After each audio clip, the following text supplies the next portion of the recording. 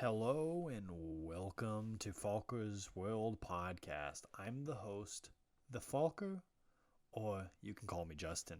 Now, this is my third time recording this because the other software I used kept stopping and corrupting the file, so hopefully this is my last take, although it is fun recording this.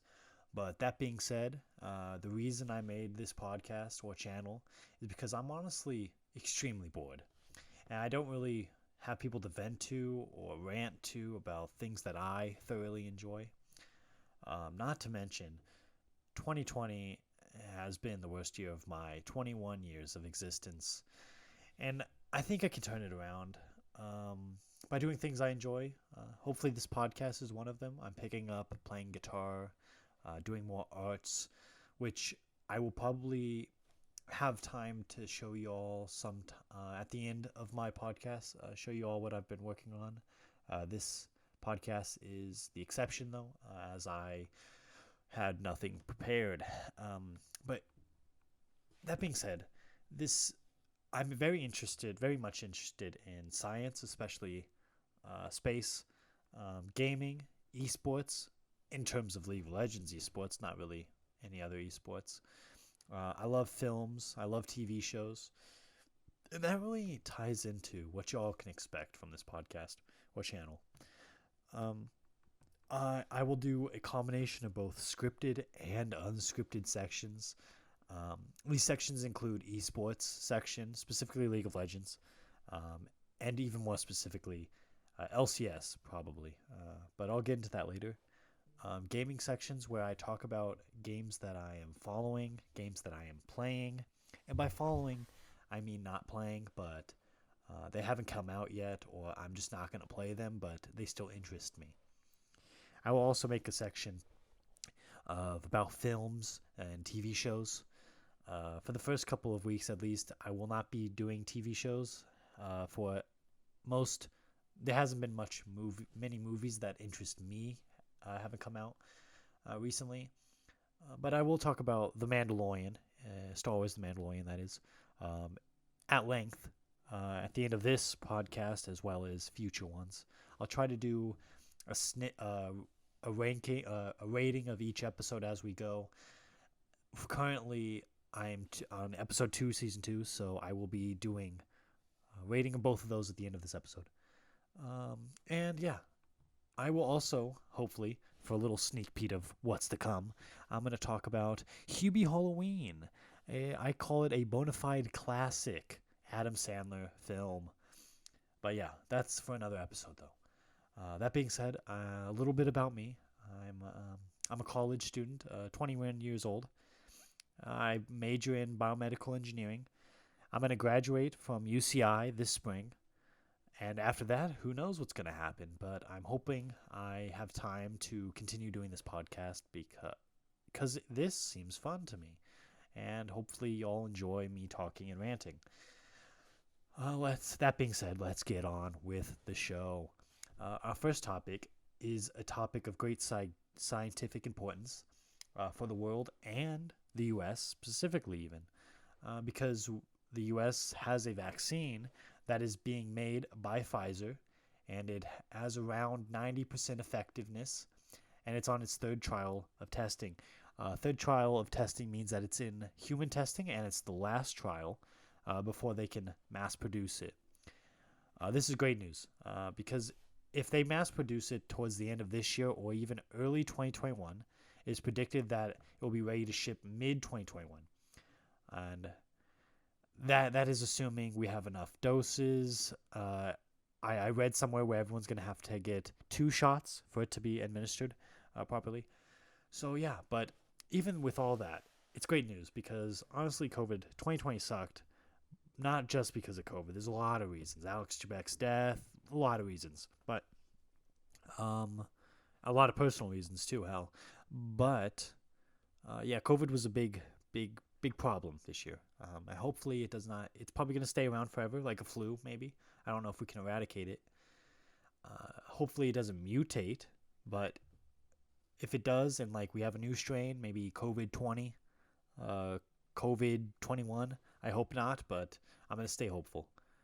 But yeah, the fact that this vaccine exists is really hopeful, though, because not only will it help open up the country again, hopefully, it also proves that a vaccine can be developed to fight viruses such as COVID. I would explain to you all how COVID is, how it attacks the body, because it's very specific, but I don't know off the top of my head. I don't know how to explain it. I'll maybe talk about it in another podcast, but I want to get into my coverage of the LCS roster rumors. LCS being North America's League of Legends league. In full transparency, these roster rumors came either from Travis Gafford or Jacob Wolf or ESPN Esports, and these are not reported to me. I just found these while surfing the web. So you all should go check them out. I'll link their social medias, Travis Gafford's YouTube, and Jacob Wolf's Twitter down below, where I got this stuff from. But yeah, I also want to say that I'm a big 100 Thieves fan, and I'm going to hype them up a lot, but I'm going to try to stay unbiased for this, at least, for the roster moves and how I rate them as a team. So first off, I'm going to go through each team, give you what my rough expectations for them are for the year, in terms of what we know from them. So I'm going to start off with both C9 and Team Liquid, or Cloud9 and Team Liquid, who I think are going to be the top two teams in the LCS next year. Now, C9 was really good last year. First spring split, they only dropped 2 games, the whole split. Sadly, they didn't go to MSI to see them at international competition, but they did really good in the LCS. Following that summer split, they started off really strong, but once they lost to the boys in red, the 100 Thieves, they fell. Cloud9 crumbled, and they made playoffs, but they weren't nearly as good as I had expected them to. I'm pretty sure they lost to FlyQuest in playoffs, which is not a good look. And then I think they lost to TSM later. But that being said, they promised to keep their roster, but I guess that was cap, so to speak, because they dropped Licorice. And they moved Fudge up. Fudge is from the OCE, I believe. And he's a decent top laner. He was really good in the academy, but I don't know how he's going to stack up to top laners in the LCS. I have hopes for him, but more importantly, it's almost confirmed that they will be signing Perks from G2. Now, none of these roster moves, most of them aren't confirmed until the 16th, but this one is pretty much confirmed, set in stone. The G2's ADC will become C9's mid laner. Now, that's a little bit of a lie. He used to be a mid laner, but he moved to ADC. G2 was really good when he was at ADC for 2 years, but I guess he wants to go mid lane again. But yeah, so that means that the roster should look like Fudge in the top lane, Blabber jungle, Perks mid, Sven bot, and Vulcan support.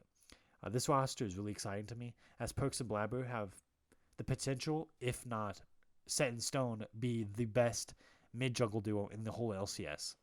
And if their bot lane plays like they did last year, pretty consistent, pretty good, and Fudge can hold his own in the top lane, this team has great ceiling and compete for the title.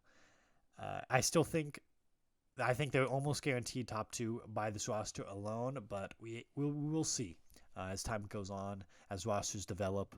Maybe after the first couple play games, then we can see if they mesh, because it all depends if they mesh well. If they don't, well, it could be a disaster. That being said, we're going to move to Team Liquid, who, in my opinion, have the strongest roster in the LCS. They reported to get rid of Impact and to acquire Alfari, who is arguably the best top laner in the LEC. And they might get Santorin, who, in my opinion, was the best jungler last year in the LCS. This team looks to be very consistent. Not really coin flippy players. They're just consistent. They're all around good. That being said, it even shores up the weaknesses that we saw them have in the past, which was the inability to carry through the top lane because Impact was stuck on tanks. That being said, I forgot to mention they're getting rid of Impact almost assuredly for Alfari. And Impact, I want to say, is a good top laner, but he's a good tank player mostly. He can't really carry. Alfari doesn't have that problem. Some people have a champion pool, while Alfari has a champion ocean. And with the intelligence of jungler Santorin, who, not saying Broxah was not intelligent, but he was more slow and he didn't really do anything early game. Santorin does everything early game. When he was on FlyQuest, he did everything for his team in the early game. And having that on Team Liquid will be phenomenal. Because TL did pretty good at Worlds, I'd say. Even though they didn't get out of groups, they had the hardest group. I think they did the best out of NA teams. Not saying they did good, but 3-3, pretty good against the teams that they faced. But yeah, this team in the past has been slow, but with these changes, I feel like they're a very solid team. They can play through any lane, and they have a great jungler to get everyone there. That being said, they're rounding out the roster. I think it will look like Alfari top lane, Santorin jungle, Jensen mid, tactical bot, and support core JJ. Now I want to gush a little about tactical, and especially at Worlds, he did really well for a rookie. He was the best. Him and core JJ, I think, were the best performing on their team at Worlds, which is really good to see. Now, we're going to move to the next following 4 teams to round out the top 6. These aren't in any particular order, and as I said before, none of this is set in stone until they are announced on November 16th by the teams. Okay, so starting off the clump, we have TSM. Although they lost Bjergsen as a mid laner, who is now the head coach, was a huge loss for the LCS in general. I think Perks kind of nullifies that loss. Not saying he's the same person as Bjergsen. Bjergsen was a great person, great player probably. He was a great player, probably a great person. In the league, helped a lot. Set the tone for the rest of the league. I feel like Perks can fill a similar role by being the best mid laner. And yeah, so that being said, TSM is reportedly to sign Power of Evil, who was on FlyQuest, and reportedly are getting rid of Broken Blade. And this leaves an import slot still left for their team. So I believe that this is probably going to be either for the support or the ADC role. Now, the reason I'll go through the reasons I think that is. So I'll start off. Reason number 1 is they don't need a import for top lane. They have 2 great players in the top lane that do not take import slots. Both Licorice and Impact are either up for buyout or during free agency, which means they can easily, well, not maybe easily, but they can sign one of those and they'd have a good top laner. Probably better than not better than import players, but Licorice is a really good top laner, I think they should pick Licorice if they're looking at between Licorice or Impact, although I know cost is a concern. Licorice can play both tanks and carries. Although he's not as good at tanks as Impact, he can play both. So they have a potential to play through top lane. And moving down the list, the reason I don't think they're going to need an import for jungle is because I believe they should keep Spica, who, although he is young, so he has a lot of room to grow, and he also was the best performing member on TSM at Worlds this year, which is great. Great potential in Spica, even though I didn't think he had much potential at all last year. Yeah, he proved me wrong, and I'm happy to say he proved me wrong. But yes, so and as I said, Power of Evil is in the mid lane, which is one of the 2 import slots. Now, the reason I think they're going to keep Doublelift. Hopefully, he gets better than he was last year because he was, as they say, hot trash last year. Still better than me, but still pretty. He was not up to standards. So I believe they still keep him though, and I think Biofrost is going to be out, and they're going to put an import in his place. Now, as I mentioned previously, PoE is almost assuredly or pretty confirmed leaving FlyQuest. Santorin probably going to Team Liquid. That means FlyQuest has no team as of right now. I don't feel like Ignor wants to stay on that team. So I feel like he would go and follow Power of Evil again and go to TSM. And that rounds out a pretty good team, pretty solid team, with a pretty good jungle, one of the better mids in the in LCS, and with a with Ignor, that's a pretty good team because he roams a lot. And yes, so overall, I think the team will be Licorice, Spica, Power of Evil, Double Lift, and Ignor. That's a really good team, and that team could maybe upset the other two if that happens to be the case. That like the in team. Now, I have to put 100 Thieves here. As I said, they're my team. I like them a lot. Their branding is pretty on point, but these rumors is also pretty promising. So, as reported by Travis Gafford, they are likely to sign FBI, Closer, and maybe Huhi. Now, if for background of these three players, they were all three on Golden Guardians, and they were also the best part of Golden Guardians, who were pretty good. They upset TSM. Then they lost to TL, and then they lost it. They were still pretty good. They were, yeah, they were a good team. And the weaknesses were the top and mid. And with Someday in the top lane, half that's gone. Half that issue's gone. Someday is such a strong top laner. They can play through him. I want them to play through him. Closer was arguably top 2 jugglers last year in the LCS, especially last split. And then FBI was the best ADC during playoffs. Hell, he and FBI were the best bot lane during playoffs.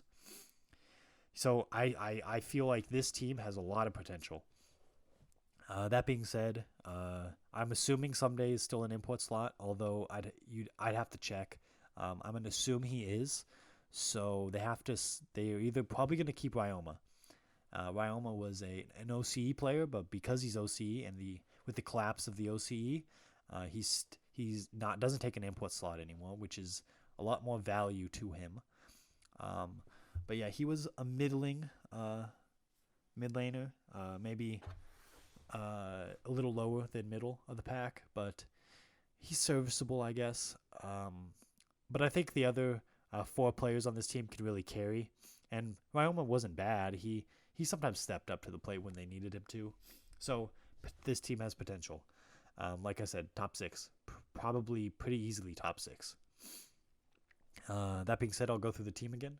Someday in the top lane, Closer in the jungle, Ryoma mid, FBI, ADC, and Huhi support.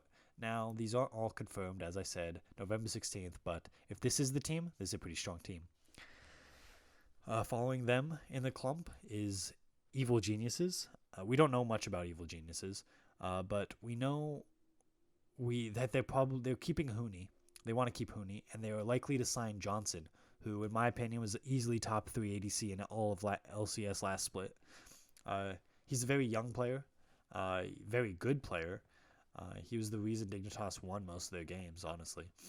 But yeah, we don't have anything more about them. However, I want them to keep Svenskeren and Jizuke and Zazel. The reason I want them to keep specifically Jizuke is because him and Huni are very, very volatile, and that would be very fun to watch. They can blow up games and win them instantly for their team, or they can end and lose the game for their team, but that's fun to watch. So I don't know if they're going to. I'm pretty sure they want to win, but it'll be fun to watch nonetheless. So I'll give this is if they keep those players. It would be Huni top, Svenskeren in the jungle, Jizuke mid, Johnson ADC, and Zazel support. Now, following GEG, I want to preface with this thing. This is probably not likely. I would say I don't even want to make them in the clump. I want to add. I'm just gonna do it now. I'm making a new clump. 6 through 10 are question marks. They're gonna be those are probably gonna be landing in those positions, but no particular order, of course. So let's go 6 through 10. We're gonna start with CLG. CLG is likely to sign Broxa, Deftly, and Finn from Rogue. Rogue went to Worlds this year, but did not do too well. And Finn did not do too well himself. But I don't have high faith in this team, but I don't have faith in the other teams either. So the lineup will probably be Finn top, Broxa jungle, Pobelter mid, Deftly bot, and Smoothie support. Now, Finn's okay top. Broxa is very, very passive, so to speak. He doesn't really do anything in the early game, which is a very detrimental to his team, because that's how you play the game right now, is through the early game mostly. Like, if you don't have advantages in the early game, it's pretty bad for your team. And like I said, it's a solid team for LCS standards, I guess. LCS standards being pretty low. Okay, so following CLG are GG, which is Golden Guardians, FlyQuest, Immortals, and Dignitas. Again, no particular order, grouping them up with CLG for the bottom 5. Now, for both FlyQuest and GG, Golden Guardians, we don't have much roster information about them at all. We just know that FlyQuest is probably getting rid of Santorin and Power of Evil, and maybe Ignore. Or I'm not going to say maybe Ignore, because that's up in the air. Hopeful, I guess. Golden Guardians, we don't know almost anything about them. If they lost, they likely lost FBI, Huhi, and Closer, which is their trio that I mentioned before. But they both, which is interesting, is they both tried to sign Licorice, but his buyout was too high at the time. But I think Licorice's buyout went down, so that might change. He might go to these teams, but I want to see him to TSM if he wants to win. But following them, since I don't know, I can't speculate on their roster because I don't know anything about them. Their roster, I can't speculate. Following them, I'm going to say is Immortals, which is for the most part a rookie roster. They are reportedly to sign or keep Insanity in the mid lane. They re-signed Potluck, and they're likely to sign Raze and Isles, which are both from OCE and specifically Legacy of Esports, who, although they did go to Worlds, they didn't do too hot, but I don't think that's worth looking into, because this bot lane still might be good. I would like this team to do well, but I do not see it happening, because of the top 5 teams I've listed seem pretty strong, with the exception of Evil Geniuses, but I just hope they are strong with volatility. Now, following them is the last team on the list, which is Dignitas. Now, Dignitas is really interesting because they are keeping Dardoch in the jungle, and other than that, we don't really know what roster moves they're making, but it seems likely that they're going to sign both Sneaky and Demonte. Now, both of these players are interesting because Sneaky was on the C9 a year ago, and they kicked him off for Sven, and they didn't make Worlds because of it. No Sneaky, no Worlds, as the meme goes. But he's a pretty good ADC player. I don't know why he didn't play last year. Maybe he was taking a break. Maybe no team wanted him. I don't know. But he's a good ADC player. And in terms of Demonte, it's interesting because his relationship specifically with Dignitas. 2 years ago, he made Worlds with Clutch Gaming, which at the time was being in the process of being bought out, or even already bought out by Dignitas. But following that Worlds run, they kicked Demonte off the team. And then he floundered for a bit, and then he found his way to Golden Guardians. But yeah, so after that, but yeah, that's the roster moves. If I had to speculate on the team makeup of Dignitas, it'll be Viper top lane, Dardoch jungle, Demonte mid, Sneaky bot, and Aphromoo support. Now, if I was going to give you all a short rundown on the tier list, I'm going to put Team Liquid and C9 top 2, 1 and 2, no particular order, 3 through 5, TSM, 100 Thieves, EG, and the bottom 5, so 6 through 10, CLG, Golden Guardians, FlyQuest, Immortals, and Dignitas. No particular order. Now, remember, these are rankings based on how the offseason seems to be shaping up. None of these roster moves I mentioned are set in stone, but I will update you all with more information in future podcasts as well. And also, remember, this information was acquired by Jacob Wolf and Travis Gafford, so go follow them if you're interested. Now that I'm done with League of Legends esports, let's get into a topic that I hope you all love, and that is the Mandolorian. So, for a short recap of Season 1, basically, Mando, the main character, was tasked with finding someone, and the someone ended up being the child, or as I'm going to call, Baby Yoda. And they grew close, and Mando, we see growing a heart for Baby Yoda, and he decides to not give him to the person. And at the end of the season, he was tasked with returning it to its own kind, which is to believe to be the Jedi. Well, we know it's not, but he's force sensitive, could be a Jedi. Yoda's species is historically aligned with the light, so probably the best place to bring him. We don't know anything about Yoda's race species, but I hope we learn more. But that being said, now at this point, which the Mandalorian takes place 12 years after the Return of the Jedi, and the only Jedis we know of at this point are Luke, Ahsoka. I know Ahsoka's not a Jedi, but for the purposes of this conversation, she is, and possibly Ezra from Rebels.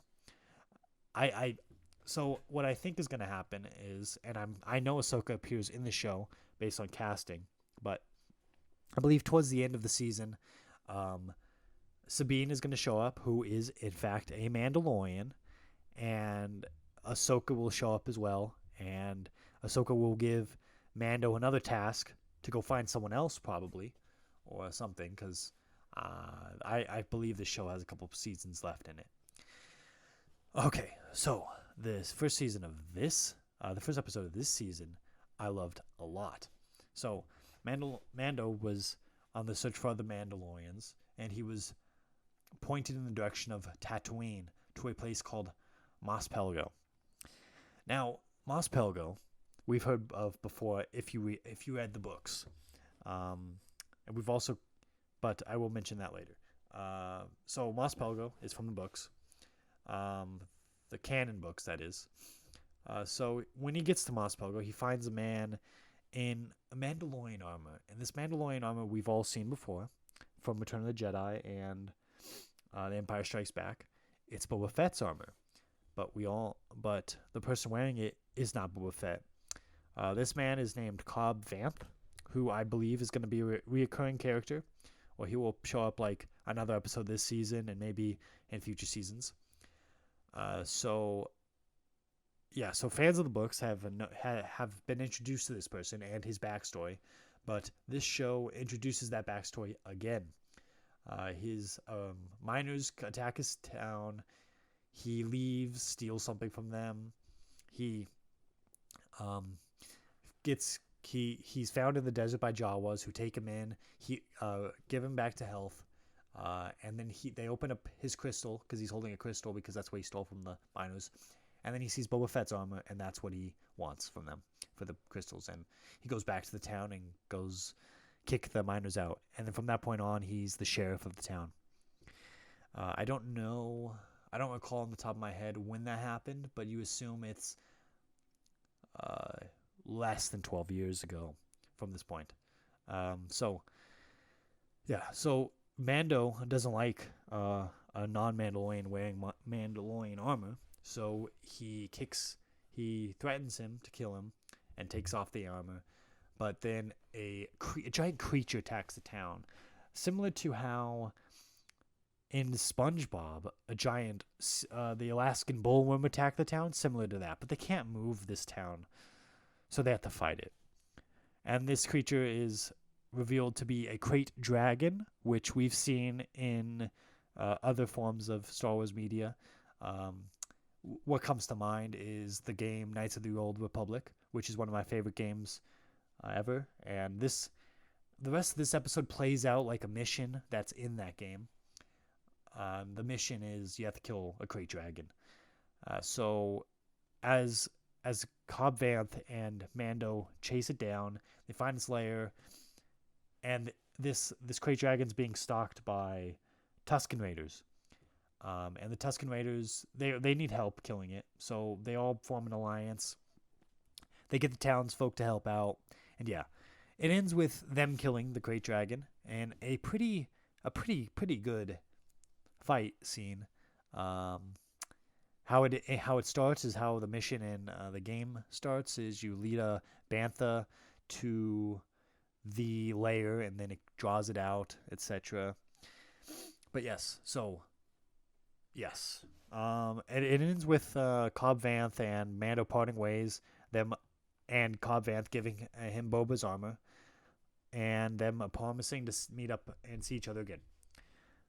But this is when it gets interesting, because the last minute of the episode, you see a clone on top of the ridge looking down at Mando.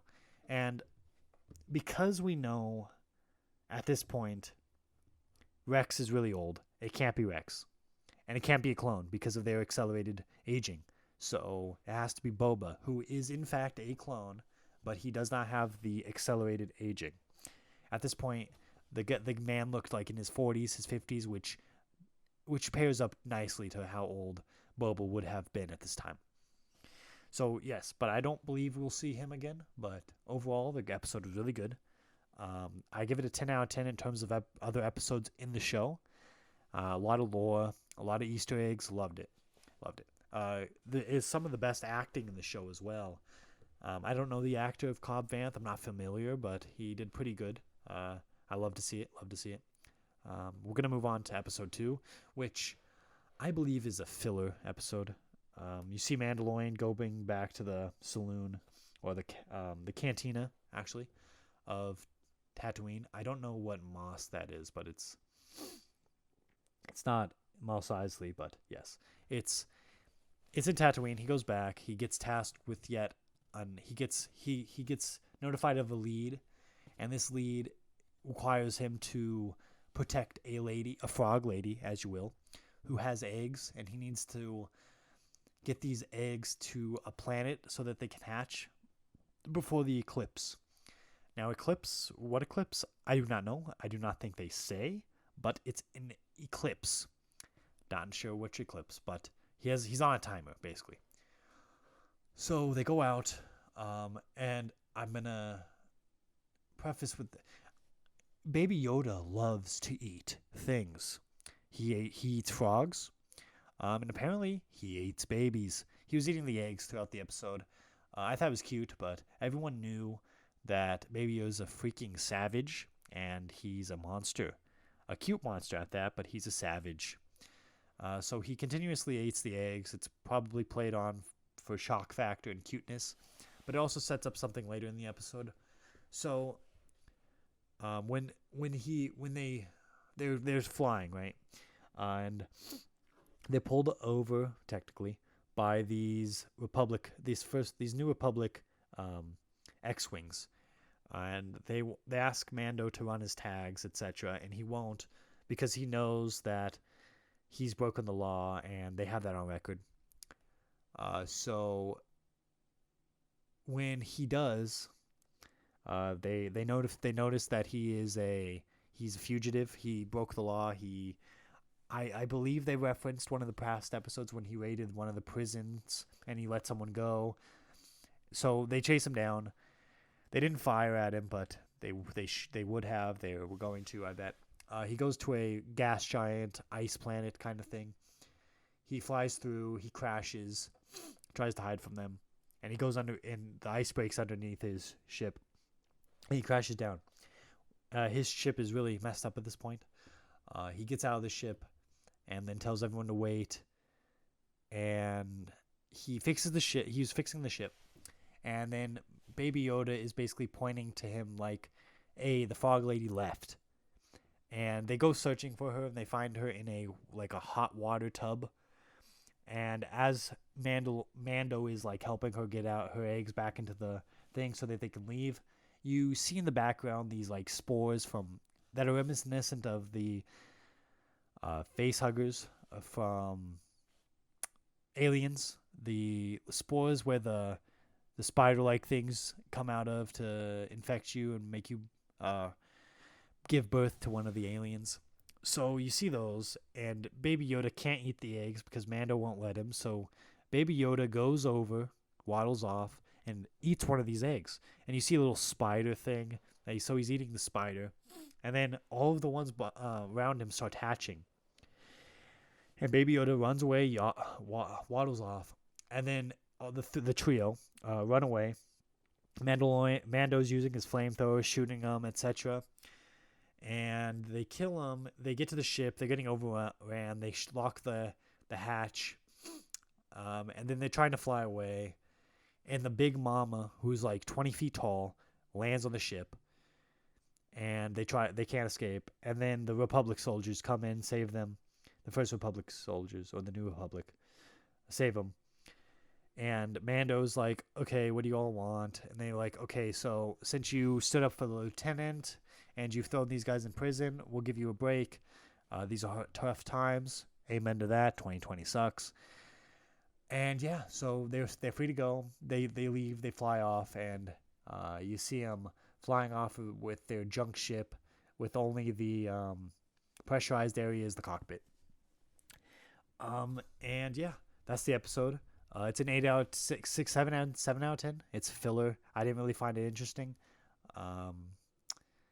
Not much talking. It's more of a quiet episode. Not much going on, I think. Not much character development. All that. I don't know if Frog Lady's going to be a recurring character. She doesn't really talk much. She can't talk in whatever Mando speaks. I'm going to say he speaks English, but that's not true. But yes, so she doesn't speak a language he knows, so we don't understand what she's saying. But yes, so 7 out of 10, 7 out of 10 for that episode. Not really good. Filler episode. But the spiders we've seen before in Star Wars Rebels, at least we've seen spiders that look reminiscent of them. The ones in Star Wars Rebels had more protruding fangs, I believe. But yes, we've seen them before. I like the reference. I like the little nudge. Dave Filoni flexing his guns. Yeah, so anyway, I want to take this moment to thank you all for listening to this podcast. I was going to make these into separate little bit pieces so y'all can listen to if you want. I still might in the future, but this one I'm keeping into one concise episode. But yeah, thank you all for listening. Not watching this time, but hopefully next time I'll have video for y'all to watch, and maybe y'all can see me reacting to things and stuff.